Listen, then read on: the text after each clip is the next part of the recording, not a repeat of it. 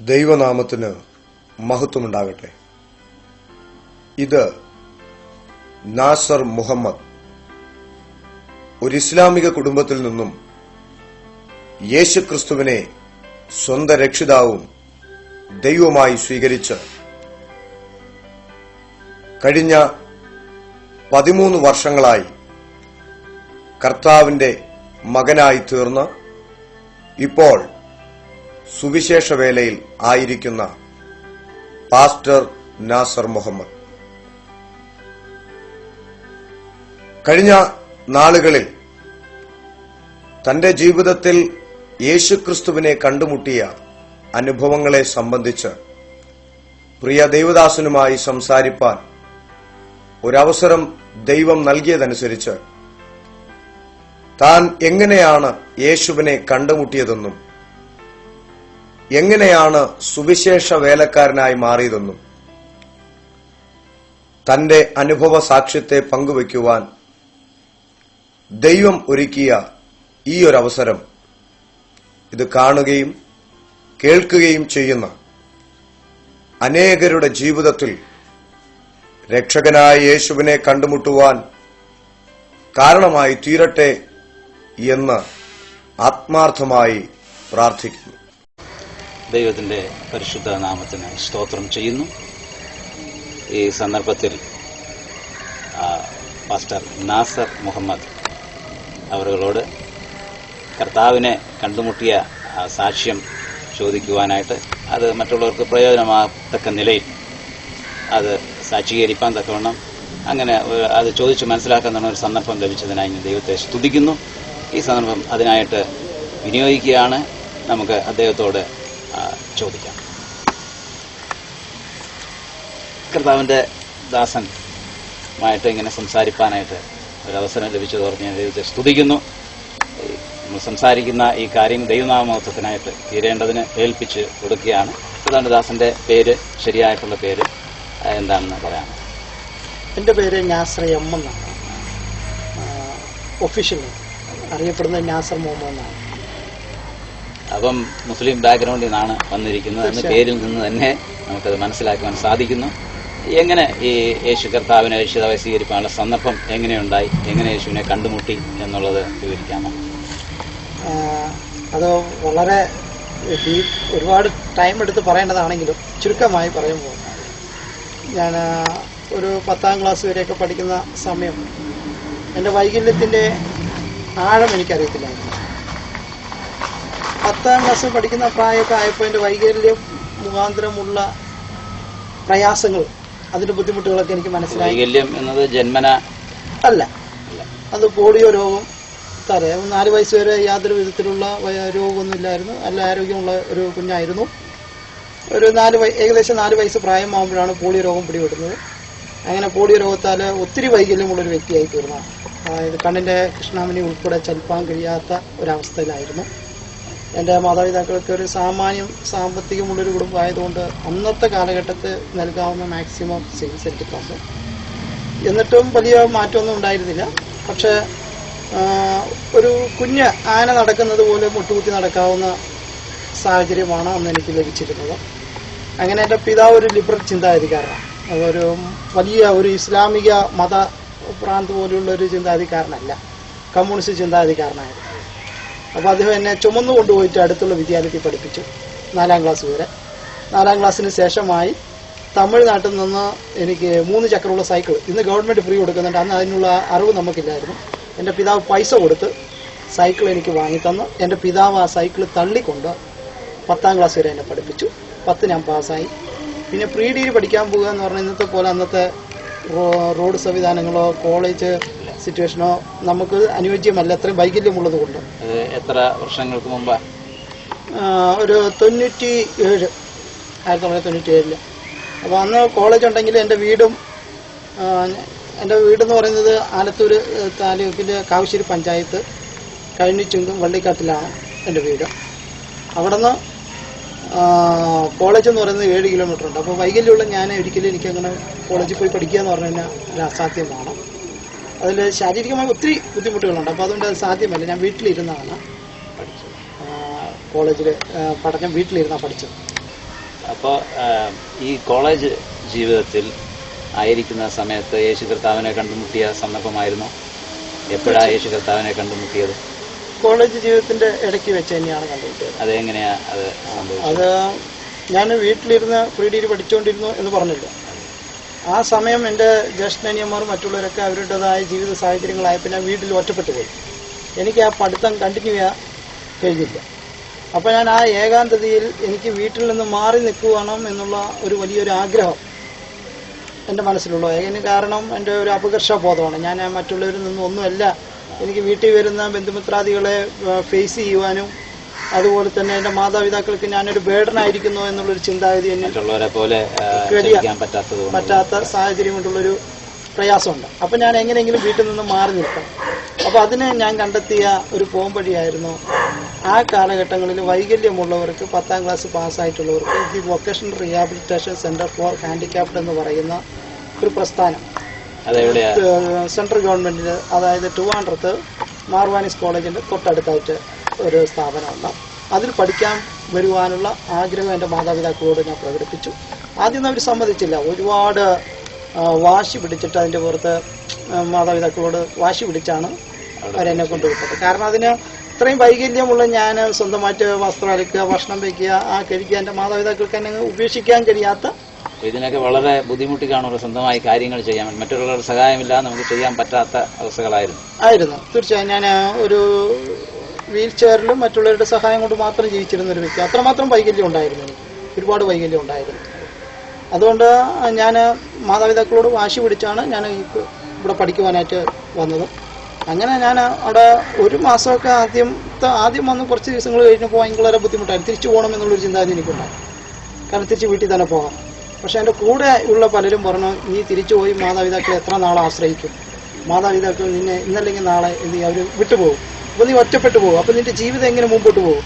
അപ്പോൾ നീ ഇപ്പോൾ ഇവിടെ ഇരുന്ന് ഇതിനെ ഫേസ് ചെയ്യാൻ പഠിക്കണം. ആ ഒരു കൂട്ടുകാരന്മാരുടെ നിർദ്ദേശം എന്നെ വളരെയേറെ സ്വാധീനിപ്പിക്കുകയും അവിടെ തുടർന്ന് പഠിക്കുവാൻ ഞാൻ തീരുമാനിക്കുകയും ചെയ്തു. അങ്ങനെയാണ് ഞാൻ പഠിച്ചുകൊണ്ടിരുന്നത്. അവിടെ ഞാൻ പ്രത്യേകിച്ച് പഠിച്ചുകൊണ്ടിരുന്നത് ഓഫീസ് ഓട്ടോമേഷനിലെ ഡിപ്ലോമയായിരുന്നു. ഇതിന്റെ മധ്യേ കർത്താവിനെ എങ്ങനെ കണ്ടുമുട്ടി എന്നുള്ളതാണ്. അങ്ങനെ അവിടെ പഠിച്ചുകൊണ്ടിരിക്കുന്ന സമയം ഒരുപാട് വിദ്യാർത്ഥികളുണ്ട്. ഒത്തിരി വൈകല്യമുള്ളവരുണ്ട്. കണ്ണ് കാണാൻ വയ്യാത്തവര്, ബുദ്ധിക്ക് സ്ഥിരതയില്ലാത്തവര്, കൈക്ക് കാലിന്, അങ്ങനെ പലതരത്തിൽ വൈകല്യമുള്ളവരുണ്ട്. പല ജാതി മതത്തിലുള്ളവരും ആ ഹോസ്റ്റലിൽ താമസിക്കുന്നുണ്ട്. പക്ഷെ ഞാൻ അതുവരെയും എൻ്റെ ഇസ്ലാം മതമാണ് വലുത്. ലോകത്ത് ഏറ്റവും കൂടുതൽ ഇസ്ലാമിക രാഷ്ട്രങ്ങളുണ്ട്.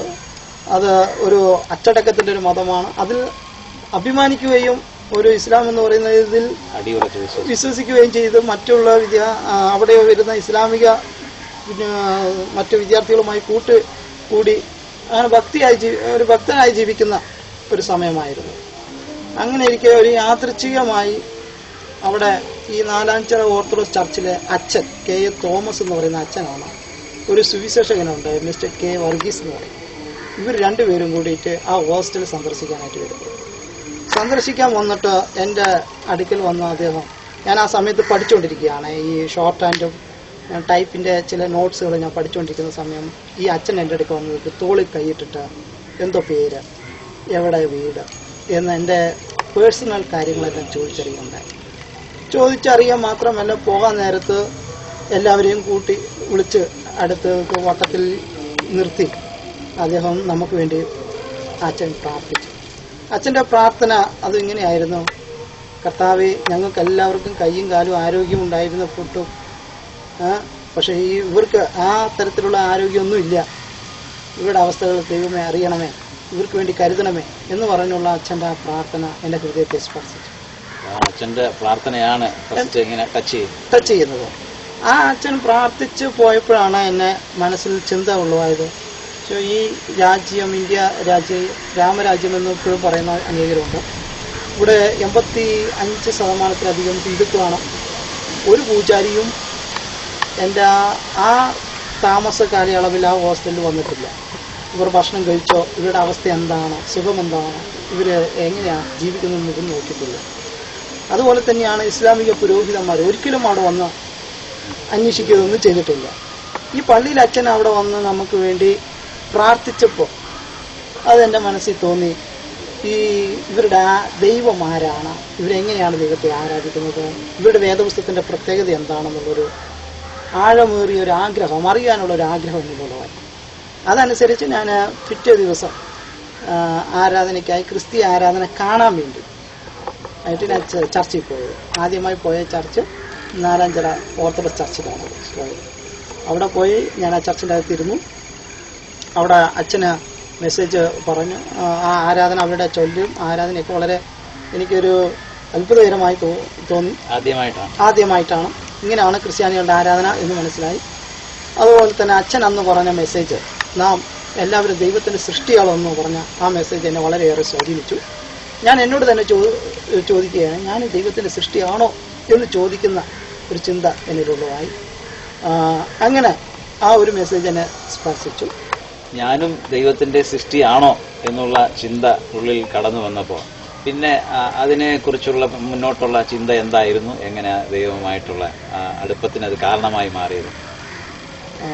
അങ്ങനൊരു ചിന്ത മനസ്സിൽ വരാൻ ഉള്ള പ്രധാന കാരണം വളരെ ആഴമേറിയ ഒരു വൈകല്യമുള്ളൊരു വ്യക്തിത്വമായിരുന്നു ഞാൻ മറ്റുള്ളവരിൽ നിന്നും വ്യത്യസ്തനായിരുന്നു. അപ്പോൾ ഞാൻ ഈ ദൈവത്തെ അറിയാത്ത കാലഘട്ടത്ത് ഞാൻ അന്ന് വിശ്വസിച്ചിരുന്ന അള്ളാഹുവിനോട് ഞാൻ ചോദിച്ചിട്ടുണ്ട്, എന്നെ എന്തിനാ ഇങ്ങനെ സൃഷ്ടിക്കപ്പെട്ടത്? ഈ ജീവിതം ഒരു നിരാശ പോലെ, എൻ്റെ വൈകല്യം എനിക്ക് വളരെ ആഴമേറിയ ഒരു ദുഃഖമാണ് തന്നെ. അപ്പോൾ എൻ്റെ ഈ മറ്റുള്ളവർക്കില്ലാത്ത, പ്രത്യേകിച്ച് ഞാൻ പഠിക്കുന്ന വിദ്യാലയത്തിൽ 2000-ൽ പരം കുഞ്ഞുങ്ങൾക്കിടയിൽ അവർക്ക് മറ്റുള്ളവർക്ക് ആർക്കും വൈകല്യമില്ലാത്ത ഞാൻ മാത്രം വൈകല്യമുള്ളവനായിരിക്കുമ്പോൾ വൈകല്യമുള്ള മറ്റുള്ളവരെ ഞാൻ കാണാറുമില്ല. അപ്പൊ ഞാൻ ഒരു അത്ഭുത സൃഷ്ടി പോലെയാണ് മറ്റുള്ളവർ എന്നെ നോക്കുന്നത്. അത് എന്നെ ആഴമേറിയ അപകർഷബോധവും ഞാൻ മറ്റുള്ള സൃഷ്ടികളും ആ ഒരു ചിന്തയിലാണ് ഞാൻ ദൈവത്തിന്റെ സൃഷ്ടിയാണോ എന്ന് ഞാൻ എന്നോട് തന്നെ ചോദിക്കാനിടയാണ്. ആ അച്ഛന്റെ മെസ്സേജ് അങ്ങനെ അതിനെ വളരെയേറെ സ്വാധീനിച്ചു. ഒരു ചർച്ചയിൽ കടന്നു ചെന്നപ്പോൾ അവിടെ അച്ഛൻ പ്രസംഗിച്ച പ്രസംഗം സ്വാധീനിച്ചു എന്ന് പറഞ്ഞല്ലോ. ഹൃദയത്തിൽ പല ചോദ്യങ്ങൾ ഉയർന്നു വരുവാനിടയായി. ഇതിന്റെ മധ്യത്തിൽ എപ്പോഴാണ് ശരിക്കും യേശുവിനെ ഹൃദയത്തിൽ സ്വീകരിപ്പാനും യേശുവിനെ പിൻപറ്റുവാനും ഉള്ള സന്ദർഭം ഉണ്ടായത്? അതൊന്ന് വിവരിക്കാം. ഞാൻ ഓർത്തഡോക്സ് പള്ളിയിൽ പോയിരുന്നെങ്കിലും എനിക്ക് ദൈവവുമായിട്ട് വലിയൊരു ബന്ധമൊന്നും ഉണ്ടായിരുന്നു. ഞാൻ ക്രിസ്ത്യാനികളുടെ ആരാധന എങ്ങനെയാണെന്ന് അറിയാനും കേൾക്കാനും മാത്രമാണ് പോയിട്ടുള്ളത്. പക്ഷെ അവിടെ പോയിരുന്നപ്പോൾ എൻ്റെ അപകർഷബോധത്തിനും ഞാനും ദൈവത്തിന്റെ സൃഷ്ടിയാണ് എന്നുള്ള ചിന്ത എന്നെ ഭരിച്ചുകൊണ്ടിരുന്നപ്പോൾ ഞാൻ അവരുടെ ആചാരങ്ങളെ അനുകരിക്കുവാൻ തക്കവണ്ണം ഒരു മാനസിക ഒരു അവസ്ഥയിലോട്ട്, ആ ഒരു മാനസികാവസ്ഥ, അങ്ങനെ തീരുമാനമല്ല, അവർ ചെയ്യുന്നത് പോലെ ചെയ്യുക. അങ്ങനെയാണ് ഞാൻ ഒരിക്കല് മാതാവിന്റെ മുമ്പാകെ മെഴുതിരി കത്തിച്ച് അവർ ചെയ്യുന്നത് പോലെ മെഴുതിരി കത്തിച്ച് നന്മ നിറഞ്ഞ മറിയുന്ന എന്നൊക്കെ പ്രാർത്ഥിച്ചിട്ട് ഒരു വൈകുന്നേരം തിരിച്ച് ഞാൻ ഹോസ്റ്റലിലോട്ട് വരുന്ന സമയം എൻ്റെ വാപ്പാൻ്റെ ഉമ്മ എന്നെ പഠിപ്പിച്ചു തന്ന, അതായത് ഇന്നത്തെ ഷാർജ, അന്നത്തെ കുറ്റിക്കാടായിരിക്കുന്ന ആ മേഖലകളിൽ മുഹമ്മദ് മുസ്തഫ നബി അലൈഹി സ്വലാം പറഞ്ഞ ഒരു പ്രസംഗത്തിന്റെ ഒരു ഭാഗം, പ്രശസ്തമായൊരു ഭാഗം, മൂക്കിന്റെ തുമ്പിൽ ഇരിക്കുന്ന ചിന്തയിലോട്ട് വരികയാണ്. മൂക്കിന്റെ തുമ്പിൽ ഇരിക്കുന്ന ഈച്ചയെ ഊതി പറത്തുവാൻ കഴിയാത്ത ഊമ വിഗ്രഹത്തെ സേവിക്കുന്ന മനുഷ്യ, നീ അവയെ പോലെ ആയിത്തീരുമെന്നാണ് മുഹമ്മദ് മുസ്തഫ നബി അലൈഹി സ്വലാം പറഞ്ഞത്. ഒരു ഇസ്ലാമായ എനിക്ക് ഒരു വിഗ്രഹാരാധനയെ ഉൾക്കൊള്ളുക എന്ന് പറയുന്നത് പ്രയാസമാണ്. അതുകൊണ്ട് തന്നെ ഞാൻ ഓർത്തഡോക്സ് സഭയിൽ പോകുന്നെങ്കിലും ആ ആരാധന രീതിയോടോ അല്ലെങ്കിൽ വലിയൊരു ദൈവിക സാന്നിധ്യത്തിന്റെ കഴിയാത്തൊരു സാഹചര്യത്തിലാണ്. പക്ഷെ അങ്ങനെ പോകുന്ന ആ കാലഘട്ടത്തിലാണ് ഞാൻ യാദൃശ്ചികമായി ഒരിക്കൽ ചർച്ചിലോട്ട് പോകുന്ന സമയം എനിക്ക് അഭിമുഖമായി ഇച്ചിരി പ്രായമുള്ളൊരു പിതാവ് ബൈബിളും പിടിച്ച് എനിക്ക് അഭിമുഖമായിട്ട് വരിക. ഞാൻ തിരിച്ച് അദ്ദേഹത്തിന് ഓപ്പോസിറ്റായിട്ട് ട്രൈസൈക്കിളിൽ ചർച്ചിലോട്ട് പോകാനായിട്ട് ബൈബിളും പിടിച്ച് വയ്ക്കണം. ഞാൻ അറിഞ്ഞോ അറിയാതെ, അത് എങ്ങനെ സംഭവിച്ചെന്ന് ചോദിച്ചതിന് ഇപ്പോഴും എനിക്കറിഞ്ഞൂടാ, ഞാൻ അറിഞ്ഞോ അറിയാതെ അദ്ദേഹത്തോട് ചോദിക്കുന്നൊരു ചോദ്യമാണ്, വിഗ്രഹമില്ലാത്ത ക്രിസ്തീയ സഭയുണ്ട്? സഭ എന്ന വാക്കിന്റെ അർത്ഥം ഉയർന്നു ചോദ്യമാണ് അത്. കാരണം എന്റെ ബാക്ക്ഗ്രൗണ്ട് ഇസ്ലാം ആയതുകൊണ്ടും വിഗ്രഹാരാധനത്തെ വെറുക്കുന്നതുകൊണ്ടും ഈ ഓർത്തഡോക്സിൻ്റെതായ ഈ രീതി എനിക്ക് ഉൾക്കൊള്ളാൻ കഴിയാത്തതുകൊണ്ട് ഞാൻ അറിയാതെ എൻ്റെ അകത്തുനിന്ന് വന്ന ചോദ്യമാണ് ഞാൻ ആ പിതാവിനോട് ചോദിച്ചത്, വിഗ്രഹമില്ലാത്ത ക്രിസ്തീയ സഭയുണ്ട്? അദ്ദേഹം ചോദിച്ചു, എന്താ പേര്? നാസർ മുഹമ്മദ്. വീണ്ടും കണ്ണുരുട്ടിക്കൊണ്ട് അദ്ദേഹം ചോദിച്ചു, എന്താ പേര്? നാസർ മുഹമ്മദ്. അപ്പൊ അദ്ദേഹം പറഞ്ഞു, ഞാൻ പോകുന്ന സഭ വിഗ്രഹമില്ലാത്ത സഭയാണ്. ഇന്ന് വൈകിട്ട് നമുക്ക് ഒരു കൺവെൻഷൻ ഉണ്ട്, വാഴപ്പള്ളത്ത്, നാലാഞ്ചിറ വാഴപ്പള്ളത്ത് കാലത്ത് എന്ന് പറയും. ഒന്ന് വരാമോ, ഞാൻ തീർച്ചയായും വരാമെന്ന് പറഞ്ഞു. അങ്ങനെയാണ് ഞാൻ ആദ്യമായിട്ട് ആ കൺവെൻഷനിൽ ഒരു ചർച്ചിൽ വിഗ്രഹമില്ലാത്ത ഒരു ആരാധനയുടെ യോഗത്തിന് പങ്കെടുക്കുന്നത്. അവിടെ ഞാൻ പോയപ്പോൾ എന്നെ അതിശയപ്പെടുത്തിയത്, ഏകദേശം 6-7 മാസത്തോളമായിട്ട് ഞാൻ ഈ ഓർത്തഡോക്സ് സഭയിൽ പോയിട്ട് അതുവരെ കേട്ടിട്ടില്ലാത്ത ഒരു കാര്യം ആ യോഗത്തിൽ ഞാൻ കേൾക്കുകയാണ്. യേശുക്രിസ്തുവിന്റെ ക്രൂശീകരണം. എന്തിന് യേശുക്രിസ്തു ക്രൂശീകരിക്കപ്പെട്ടു? ഇതിനു മുമ്പേ ഇങ്ങനെ ഈ ക്രൂശീകരണത്തെ കുറിച്ച് ഒരു അറിവും ഇല്ലായിരുന്നു. കാരണം അച്ഛൻ ഒരു 20 മിനിറ്റോ 15 മിനിറ്റോ ആണ് മെസ്സേജ് പറയുന്നത്. അത് ജീവിതവുമായിട്ട് വളരെയേറെ ബന്ധപ്പെടുത്തി ആശ്വാസപരമായിട്ടുള്ള മെസ്സേജാണ്. പക്ഷെ ഒരു ക്രൂശീകരണത്തിനെ കുറിച്ച് ഒരു ആഴമേറിയൊരു മെസ്സേജ് ഞാൻ കേട്ടിട്ടില്ല. പക്ഷെ ആദ്യമായിട്ടാണ് ക്രൂശീകരണം എന്തിനു വേണ്ടിയാണ് ക്രൂശിക്കപ്പെട്ടത്, അത് എനിക്ക് വേണ്ടിയാണ് എന്നുള്ളത് ആഴമേറിയൊരു മെസ്സേജ് അതെനിക്ക് കേൾക്കുവാനായിടയത്. ആ കേട്ടപ്പോഴാണ് ഞാൻ പാപബോധം കൊണ്ട് കരയാനിടയായിത്തീരുന്നത്. യേശു സകലരുടെ പാവം ചുമന്നുകൊണ്ട് എന്റെ പാവം ചുമന്നുകൊണ്ട് യേശു ക്രിസ്തു മരിച്ചല്ലോ മെസ്സേജ് ആദ്യമായിട്ട് ലഭിക്കുന്നത് അപ്പോഴാണ് എനിക്ക് പാവബോധം ഉള്ളതാകുന്നത്. അപ്പോൾ എനിക്ക് പാവബോധം ഉള്ളതെന്ന് പറഞ്ഞു കഴിഞ്ഞാൽ ഞാൻ അറിയാതെയൊക്കെ ഒത്തിരി മാതാപിതാക്കളെ വേദനിപ്പിക്കുന്ന സന്ദർഭങ്ങൾ എൻ്റെ ജീവിതത്തിൽ ഉണ്ടായിട്ടുണ്ട്. കാരണം എൻ്റെ വൈകല്യത്തിന്റെ ആഴം കൊണ്ട്, എൻ്റെ നിരാശ കൊണ്ട് ഞാൻ പലപ്പോഴും എൻ്റെ ഉമ്മാനോട് ചോദിച്ചിട്ടുണ്ട്, ഒരു തുള്ളി പോളിയോ എടുത്തിരുന്നെങ്കിൽ ഈ ഒരു അവസ്ഥ വരത്തില്ലല്ലോ, ഞാൻ ഈ തിക്ത അനുഭവങ്ങൾക്ക് അനുഭവിക്കേണ്ടി വരില്ലല്ലോ, ഞാൻ പഠിക്കാൻ കഴിയാതെ പോയത്, എല്ലാവരും ഒറ്റപ്പെട്ടു പോയത്, ഇങ്ങനെ പല രീതിയിലുള്ള വാക്കുകൾ കൊണ്ട് അവർക്ക് ബുദ്ധിമുട്ട് ഞാൻ ഉളവാക്കിയിട്ടുണ്ട്. അതെല്ലാം ഓർത്ത് ഞാൻ അറിയാതെ വിഗ്രഹത്തിന് മുമ്പിൽ കുമ്പിട്ടത് ഓർത്ത്, ഞാൻ ദൈവമല്ലാത്തതിന് ദൈവമെന്ന് ആരാധിച്ചു പോയതിന് ഓർത്ത് ഒക്കെ എനിക്ക് പാവബോധമുള്ളതായി. ഞാൻ അവിടെ വെച്ച് കരയാനിടയായി. അങ്ങനെ ആ മെസ്സേജിന്റെ അവസാനം ഒരു ഓട്ടർ കോളിംഗ് ഉണ്ടായിരുന്നു. ആർക്കെങ്കിലും യേശുവിനെ സ്വന്തം രക്ഷിതാവായി സ്വീകരിക്കാൻ താല്പര്യമുള്ളവർക്ക് വലതുകരം പൊക്കാം. അന്ന് ഞാൻ വലതുകരം പൊക്കി യേശു ക്രിസ്തുവിനെ രക്ഷിതാവായി സ്വീകരിക്കാൻ പറ്റിയത്.